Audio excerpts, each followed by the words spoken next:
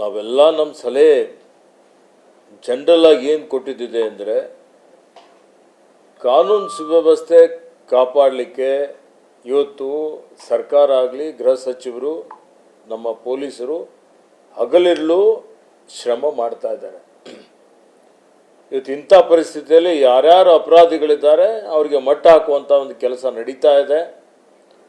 ಇವತ್ತು ಅದಕ್ಕಾಗಿ ಏನೇನು ಕಠಿಣವಾದಂಥ ಕ್ರಮಗಳನ್ನು ತೆಗೆದುಕೊಳ್ಬೇಕಾಗಿದೆ ಸರ್ಕಾರ ತೆಗೆದುಕೊಳ್ತಾ ಇದೆ. ಇವತ್ತು ಪೆನ್ ಡ್ರೈವ್ ಕೇಸೇ ತೆಗೆದುಕೊಳ್ಳಿ, ಈಗಾಗಲೇ SIT ರಚನೆ ಆಗಿದೆ. ಅವರು ತಮ್ಮ ತನಿಖೆ ಮಾಡ್ತಾ ಇದ್ದಾರೆ. ತನಿಖಾ ವರದಿ ಬರಲಿ, ಯಾರ್ಯಾರು ತಪ್ಪಿತಸ್ಥರಿದ್ದಾರೆ ಅವರಿಗೆ ಶಿಕ್ಷೆ ಆಗೇ ಆಗ್ತದೆ. ಈ ನೆಲದ ಕಾನೂನು ಎಲ್ಲರಿಗೂ ಒಂದೇ ಇದೆ. ಪ್ರತಿಪಕ್ಷಗಳು ಆ ತನಿಖೆ ಏನಿದೆ ತನಿಖೆಯನ್ನು ದಾರಿ ತಪ್ಪಿಸಬೇಕು ಅನ್ನುವಂಥ ರೀತಿಯಲ್ಲಿ ದಿನನಿತ್ಯ ಒಂದು ಮಾಜಿ ಮುಖ್ಯಮಂತ್ರಿ ಅವರಾಗಿ ಕುಮಾರಸ್ವಾಮಿ ಅವರು ಏನು ಹೇಳಬೇಕಾಗಿದೆ, ಅವ್ರು ಏನು ಇವತ್ತು ಆರೋಪ ಇದೆ ಅತ್ಯಂತ ಇದೊಂದು ಹೀನವಾದಂಥ ಒಂದು ಕೃತ್ಯ. ಈ ಕೃತ್ಯಕ್ಕೆ ಪ್ರತಿಯೊಬ್ಬರೂ ಖಂಡಿಸಲೇಬೇಕು. ಮತ್ತು ಇದರಲ್ಲಿ ಯಾರ್ಯಾರು ಭಾಗಿಯಾಗಿದ್ದಾರೆ ಅವರೆಲ್ಲರಿಗೆ ಶಿಕ್ಷೆ ಆಗಲೇಬೇಕು. ಪಾರದರ್ಶಕವಾಗಿ ತನಿಖೆ ನಡೀತಾ ಇದೆ. ಇವತ್ತು ಇದನ್ನು ತಾರ್ಕಿಕ ಅಂತ್ಯಕ್ಕೆ ತೆಗೆದುಕೊಂಡು ಹೋಗಿ ಆರೋಪಿಗಳಿಗೆ ಮತ್ತು ಇದರಲ್ಲಿ ಯಾರ್ಯಾರು ಭಾಗಿಯಾಗಿದ್ದಾರೆ, ಇದರಿಂದ ಯಾರ್ಯಾರ ಕೈವಾಡ ಇದೆ, ಇದು ಗೊತ್ತಿದ್ದು ಯಾರು ಇದಕ್ಕೆ ಪರೋಕ್ಷವಾಗಿ ಬೆಂಬಲ ಕೊಟ್ಟಿದ್ದಾರೆ ಅಂಥವರೆಲ್ಲರಿಗೆ ಇವತ್ತು ಕಾನೂನು ಅವ್ರ ಮೇಲೆ ಕ್ರಮ ಜರುಗಿಸ್ತದೆ ಅನ್ನುವಂಥ ಮಾತನ್ನು ನಾನು ಹೇಳಲಿಕ್ಕೆ ಬಯಸ್ತೇನೆ. ಅವರ ಡಿಪ್ಲೊಮ್ಯಾಟಿಕ್ ಪಾಸ್ಪೋರ್ಟ್ ಅನ್ನು ಕ್ಯಾನ್ಸಲ್ ಮಾಡ್ತಾರೆ. ಕೇಂದ್ರದಿಂದ ಅಷ್ಟರ ಮಟ್ಟಿಗೆ ಸಹಕಾರ ಸಿಗ್ತಿಲ್ಲ ಅಂತ ಒಬ್ಬ ಮುಖ್ಯಮಂತ್ರಿಗಳೇ ಪತ್ರ ಬರೆದ್ರು ಕೂಡ ಕೇಂದ್ರದಿಂದ ಪ್ರತಿಕ್ರಿಯೆ ಬರಲ್ಲ.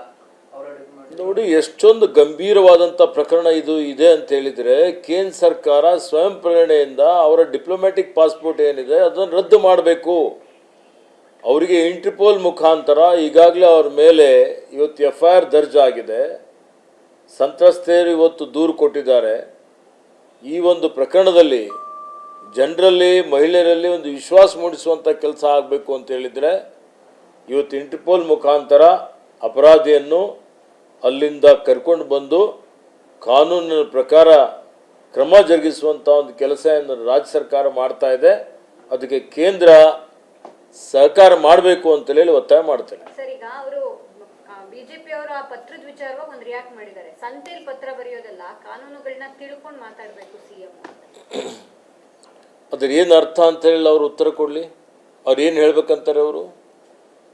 ಇವತ್ತು ಅವರಿಗೆ ಅಷ್ಟು ಬದ್ಧತೆ ಇದ್ದರೆ ಅವ್ರೀಗ ಕರ್ಕೊಂಡು ಬಂದು ಪೊಲೀಸರಿಗೆ ಹ್ಯಾಂಡ್ ಓವರ್ ಮಾಡಬೇಕಾಗಿತ್ತು, ಯಾಕೆ ಮಾಡಿಲ್ಲ?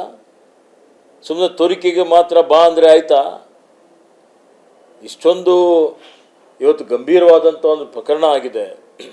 ಇಡೀ ದೇಶ ಇದ್ರ ಬಗ್ಗೆ ಚರ್ಚೆ ಮಾಡ್ತಾ ಇದೆ.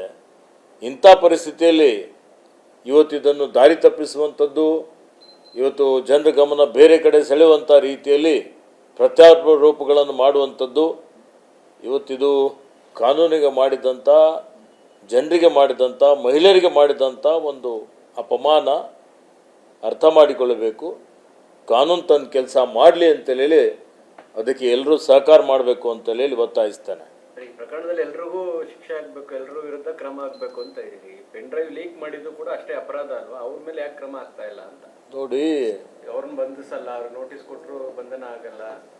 ನಾನು ಈಗಾಗಲೇ ಹೇಳಿದ್ದೇನೆ, ಈ ಪ್ರಕರಣದ ಮುಖ್ಯ ಆರೋಪಿ ಯಾರು?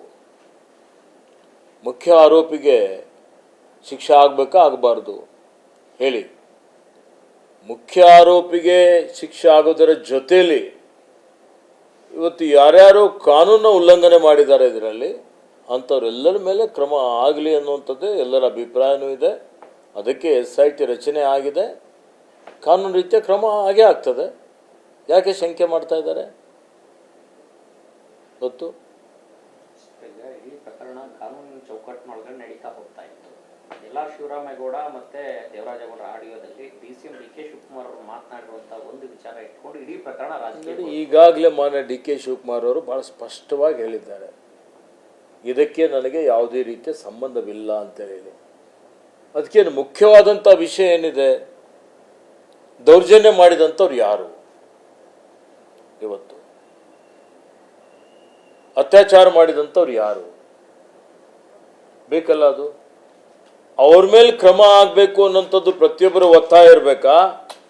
ಅಥವಾ ಇದನ್ನು ಯಾರು ದೂರು ಕೊಟ್ಟಿದ್ದಾರೆ, ಯಾರು ಇದನ್ನು ಹೊರತಂದಿದ್ದಾರೆ, ಯಾವುದು ಮಹತ್ವ ಇದೆ? ತಪ್ಪು ಮಾಡಿದ್ರು ಶಿಕ್ಷೆ ಆಗಬೇಕಾ ಅಥವಾ ಇಲ್ಲ? ಅದು ಚರ್ಚೆ ವಿಷಯನೇ ಇಲ್ಲ. ಅದಕ್ಕೆ ಈಗಾಗಲೇ ಹೇಳ್ತಾ ಇದ್ದೇವೆ, ಈ ವಿಷಯದಲ್ಲಿ ಬೇರೆ ಯಾರಾದರೂ ಕಾನೂನನ್ನು ಉಲ್ಲಂಘನೆ ಮಾಡಿದರೆ ಆ ಕಾನೂನಿನ ಪ್ರಕಾರ ಅವ್ರ ಮೇಲೂ ಕ್ರಮ ಆಗಲಿ.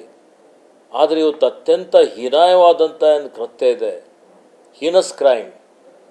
ಆ ಹೀನಸ್ ಕ್ರೈಮಲ್ಲಿ ಯಾರು ಭಾಗಿಯಾಗಿದ್ದಾರೆ ಅಂಥವ್ರ ಬಗ್ಗೆ ಎಲ್ಲರೂ ಕಾನ್ಸಂಟ್ರೇಟ್ ಮಾಡಿ ಅವರಿಗೆ ಶಿಕ್ಷೆಗೆ ಒಳಪಡಿಸುವಂಥ ಒಂದು ಕೆಲಸ ಆಗುವಂಥದ್ದು ಭಾಳ ಇವತ್ತಿನ ಅತ್ಯವಶ್ಯಕವಾದಂಥ ಒಂದು ಕ್ರಮ ಸರ್ಕಾರ ಮಾಡಬೇಕಾಗಿದೆ. ಆ ನಿಟ್ಟಿನಲ್ಲಿ ರಾಜ್ಯ ಸರ್ಕಾರ ಕ್ರಮ ಕೈಗೊಳ್ತಾ ಇದೆ. ಸರ್, ಪ್ರಜ್ವಲ್ ವಿದೇಶಕ್ಕೆ ಹೋಗಿದ್ದು ಕಾಂಗ್ರೆಸ್ ನಾಯಕರಿಗೆ ಹೇಳ್ಬಿಟ್ಟೆ ಹೋಗಿದ್ದಾರೆ, ಅವರು ಕಾಂಗ್ರೆಸ್ ನಾಯಕರು ಸಪೋರ್ಟ್ ಮಾಡಿದ್ದಾರೆ ಅಂತ ಪರೋಕ್ಷವಾಗಿ ಅಶೋಕ್ ಆರೋಪ ಮಾಡ್ತಾರೆ ಸರ್. ನೋಡಿ, ಇದು ಯಾರ ಅದಕ್ಕೆ ತಲೆ ಬುಡ ಏನಾದರೂ ಇದೆಯಾ? ಯಾರಾದರೂ ನಂಬ್ತಾರ? ಯಾರು ಪ್ರಕರಣ ದಾಖಲೆ ಮಾಡಿದ್ದು? ಯಾರು? ನಮ್ಮ ಸರ್ಕಾರನೇ ಮಾಡಿದೆಯಲ್ಲ. ಪ್ರಕರಣ ದಾಖಲೆ ಮಾಡಿ ತನಿಖೆ ಮಾಡುವಂಥ ರೀತಿಯಲ್ಲಿ ಏನೇನು ಅವಶ್ಯಕತೆ ಇದೆ? ಆರೋಪಿಗಳಿಗೆ ನಾವು ಬೆಂಬಲ ಕೊಡುವಂಥದ್ದು ಆ ಪ್ರಶ್ನೆನೇ ಉದ್ಭವ ಆಗೋದಿಲ್ಲ. ಈಗ ಅದಕ್ಕೆ ಇವರು ಬರೀ ಭಾರತೀಯ ಜನತಾ ಪಾರ್ಟಿಯವರು ಸುಳ್ಳೇ ಸತ್ಯ ಅನ್ನುವಂಥ ರೀತಿಯಲ್ಲಿ ನೂರು ಸಲಹೆಯಲ್ಲಿ ಬಿಂಬಿಸುವಂಥದ್ದು ಇವ್ರದ್ದು ರೂಢಿಯಾಗಿದೆ. ಇವರೇ ಎಲ್ಲ ಕಳಿಸ್ಬಿಟ್ಟು ಇವತ್ತು ಬೇರೆಯವ್ರ ಮೇಲೆ ಆರೋಪ ಮಾಡುವಂಥ ಕೆಲಸ ಮಾಡ್ತಾ ಇದ್ದಾರೆ. ಜನ ಅರ್ಥ ಮಾಡಿಕೊಂಡಿದ್ದಾರೆ, ಸತ್ಯಾಂಶ ಏನಿದೆ ಅಂತೇಳಿ ಜನರಿಗೆ ಗೊತ್ತಿದೆ. ಈಗ ಲೋಕಸಭೆ ಚುನಾವಣೆಯಲ್ಲಿ ಅವರಿಗೆ ಜನ ಪಾಠ ಕಲಿಸ್ತಾರೆ. ಮುಂದೆ ಸ್ಥಳೀಯ ಸಂಸ್ಥೆಗಳ ಚುನಾವಣೆ ಬರ್ತದೆ, ಆ ಚುನಾವಣೆಯಲ್ಲಿ ಜನ ಅವರಿಗೆ ತಕ್ಕ ಪಾಠ ಕಲಿಸ್ತಾರೆ.